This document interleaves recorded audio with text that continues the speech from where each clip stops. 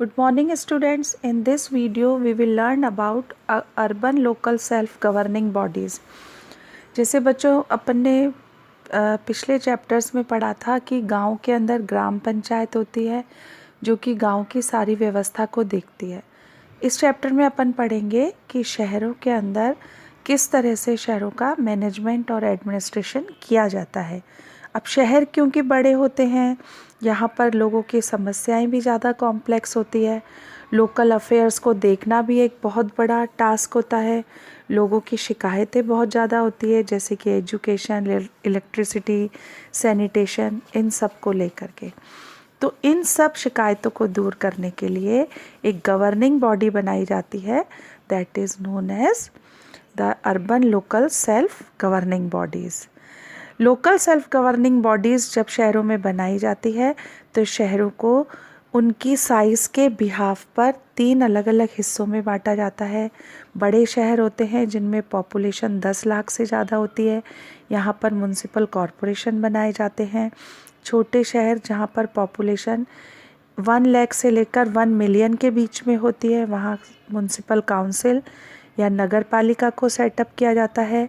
और बहुत छोटे टाउन्स या एरियाज़ जहाँ पर कि वो टाउन्स जो कि रूरल एरिया से अर्बन एरिया के अंदर ट्रांसफ़र हो रहे होते हैं, यहाँ पर सिटी काउंसिल या नगर पंचायत को सेटअप किया जाता है। म्युनिसिपल बॉडीज़ बनाई जाती हैं, पूरे के पूरे शहर को वार्ड्स में बांटा जाता है। कितने मेंबर्स चुने जाएंगे उसके अकॉर्डिंगली सिटी को वार्ड्स में डिवाइड किया जाता है और उसके बाद में वार्ड मेंबर का चुनाव होता है। म्युनिसिपल कॉरपोरेशन के ऑप्शनल के साथ साथ ऑब्लिगेटरी फंक्शंस भी होते हैं, जिनमें ऑब्लिगेटरी फंक्शंस हैं प्योर वाटर सप्लाई करना, सीवेज ट्रीटमेंट करना, गार्बेज डिस्पोजल करना, सॉलिड वेस्ट का मैनेजमेंट करना, रोड्स, स्ट्रीट्स और फ्लाईओवर ब्रिजेस बनाना, स्ट्रीट लाइटनिंग करना, पार्क्स की मेंटेनेंस करना, बर्थ और डेथ का रजिस्ट्रेशन, हेरिटेज साइट्स का कंजर्वेशन करना, डिजीज़ कंट्रोल जिसमें कि इम्यूनाइजेशन भी शामिल होता है, म्युनिसिपल स्कूल बनाना, प्राइमरी और सेकेंडरी पब्लिक म्युनिसिपल स्कूल्स बनाना, हॉस्पिटल्स और डिस्पेंसरी बनाना। म्युनिसिपल कॉरपोरेशन के 5 साल के लिए चुनाव होते हैं। इलेक्टेड मेंबर्स को काउंसलर कहा जाता है। कुछ सीट्स रिजर्व होती है शेड्यूल कास्ट, शेड्यूल ट्राइब्स और बैकवर्ड क्लासेस के लिए।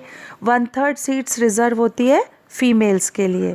इलेक्टेड मेंबर के अलावा कुछ लोग नॉमिनेटेड मेंबर्स भी होते हैं जिन्हें एल्डरमैन कहा जाता है। ये शहर के जो रेस्पेक्टेबल सिटीजन्स होते हैं उनमें से चुना जाता है। म्युनिसिपल कॉरपोरेशन का हेड होता है मेयर या महापौर, उसे मेंबर्स चुनते हैं जो कि मीटिंग्स बुलाता है म्युनिसिपल कॉरपोरेशन की। एक डिप्टी मेयर होता है जो कि मेयर की एब्सेंस में मेयर के सारे कामों को संभालता है या करता है। ये दोनों ही ऑफिशियल्स को अपॉइंट किया जाता है 5 सालों के लिए और a term varying between 1 to 2.5 years in different municipal corporation. Municipal council का हेड होता है चेयरमैन और एक डिप्टी चेयरमैन जो कि सदस्यों के द्वारा चुने जाते हैं। कमेटीज़, म्युनिसिपल कॉरपोरेशन की एक्टिविटीज़ को कमेटी, एक स्टैंडिंग कमेटी होती है जो कि इनकी एक्टिविटीज़ पर नज़र रखती है। जितने भी पॉलिसी डिसीजंस होते हैं ये इस कमेटी के द्वारा बनाए जाते हैं। बहुत सारी कमेटीज़ बनाई जाती है काम किस तरह से होगा उसको करने के लिए, जैसे शहरों में वाटर सप्लाई, हेल्थ, ट्रांसपोर्ट और गार्बेज कलेक्शन के लिए। म्युनिसिपल कॉरपोरेशन बहुत सारी वार्ड कमेटीज़ भी बनाता है जिसमें कि ये रिप्रेजेंटेटिव्स चुने जाते हैं 1 या 2 या इससे ज़्यादा वार्ड्स के। म्युनिसिपल कमिश्नर एडमिनिस्ट्रेटिव स्टाफ में होता है। ये मेयर अपनी ड्यूटीज़ को परफॉर्म कर पाता है चीफ एग्जीक्यूटिव ऑफिसर की हेल्प से जो कि म्युनिसिपल कमिश्नर कहलाता है और स्टैंडिंग कमेटी की मदद से। म्युनिसिपल कमिश्नर कॉरपोरेशन का हेड होता है, ये गवर्नमेंट के द्वारा अपॉइंट किया जाता है और ये लिंक का काम करता है म्युनिसिपल कॉरपोरेशन और स्टेट गवर्नमेंट के बीच में। कमिश्नर म्युनिसिपल कॉरपोरेशन जो भी डिसीजंस लेता है उनको अपने एडमिनिस्ट्रेटिव स्टाफ की हेल्प से इम्प्लीमेंट करवाता है, एनुअल बजट बनवाता है, बहुत सारी कमेटीज़ से डिस्कस करते हैं, डिबेट होता है और उसके बाद अलग अलग कामों पर पैसों को खर्च किया जाता है।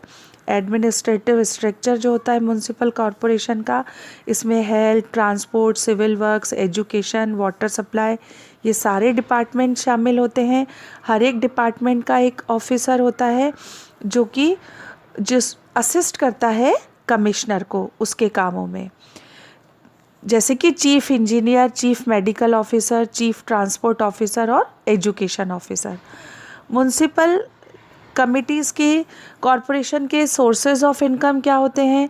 क्योंकि ये बहुत बड़े पैमाने पर काम करते हैं इसलिए इन्हें बहुत सारे पैसों की ज़रूरत होती है। ऑक्टोरी जो कि गुड्स जब शहर के अंदर लाई या ले जाई जाती हैं उस पर जो टैक्स देता है वो इम्पॉर्टेंट सोर्स होता है इनकम का। इसके अलावा water tax, property tax, entertainment tax, pilgrimage tax, ये भी म्युनिसिपल कॉरपोरेशन की इनकम को कंट्रीब्यूट करते हैं। इसके अलावा समय समय पर सरकार भी इन्हें लोन देती है और इन्हें ग्रांट्स देती है जिससे कि ये स्टेट के लिए, शहर के लिए काम कर सकें। जब लोग म्युनिसिपल कमेटी या म्युनिसिपल कॉरपोरेशन के काम से खुश नहीं होते, जैसे कि ख़राब सड़कें हों या स्ट्रीट लाइटनिंग ना हो या कचरे को समय पर नहीं इकट्ठा किया जा रहा हो या इस तरह की कोई और भी शिकायतें हों, तो वो अपनी शिकायतों को काउंसलर के पास में लेकर जाते हैं। अगर उनकी प्रॉब्लम सॉल्व नहीं होती है तो वो म्युनिसिपल कमिश्नर के पास में अपनी शिकायतों को पेश करते हैं, लेटर्स के द्वारा या पिटिशंस के द्वारा। इसके अलावा बहुत सारे तरीके होते हैं अपनी शिकायतें सामने रखने के, जैसे rallies, dharnas, signing petitions, filing cases, ये अलग अलग तरह के तरीके होते हैं। जैसे लोक अदालत में कोई केस फाइल कर देना या न्यूज़पेपर में कोई लेटर लिख देना। Solid waste management, solid waste management ये म्युनिसिपल कॉरपोरेशन का एक इम्पॉर्टेंट टास्क है। इसके लिए एक अलग से डिपार्टमेंट होता है जो कि सिटी का वेस्ट कलेक्ट करके उसको डिस्पोज करता है। पहले ये जो सॉलिड वेस्ट था इसको लैंडफिल्स के लिए काम में लिया जाता था, लेकिन अब इसे ऑर्गेनिक मैन्योर में बदला गया है। बहुत सारे नॉन गवर्नमेंट ऑर्गेनाइजेशंस हैं जो कि शहर के इस कचरे को इकट्ठा करते हैं और इससे फिर खाद बनाते हैं। स्वच्छ भारत मिशन जो कि 2 अक्टूबर 2014 को लॉन्च किया गया था, इसका एम था कि सभी शहरों को साफ़ सुथरा और स्वच्छ रखा जाए। इसमें टॉयलेट बनाए गए और एक क्लीन इंडिया की भावना को सामने रखा गया। इस मिशन में शहर जो हैं ये अब स्वच्छता में नंबर 1 के रैंक पाने के लिए आपस में कंपटीशन करते हैं और भारत का पहला साफ़ सुथरा नंबर 1 शहर बनना चाहते हैं। इंदौर जो कि मध्य प्रदेश में है, इसको क्लीनेस्ट सिटी का अवार्ड दिया गया था कुछ साल पहले। एक केस स्टडी है बच्चों सूरत में 1994 में प्लेग नाम की एक महामारी फैली थी। ये बीमारी फैली थी शहर में गंदगी के कारण से। म्युनिसिपल कॉरपोरेशन उस समय पर अपना काम प्रॉपर तरीके से नहीं कर पा रहा था। डॉक्टर्स ने दिन और रात मेहनत करके, शहर के लोगों ने वॉलेंट्री फंक्शंस करके सामने आकर के अपने शहर की साफ़ सफाई की और कुछ ही दिनों में इस महामारी पर काबू पा लिया गया और अब सूरत चंडीगढ़ के बाद भारत में दूसरा सबसे साफ सुथरा शहर जाना जाता है। Thank you, have a nice day.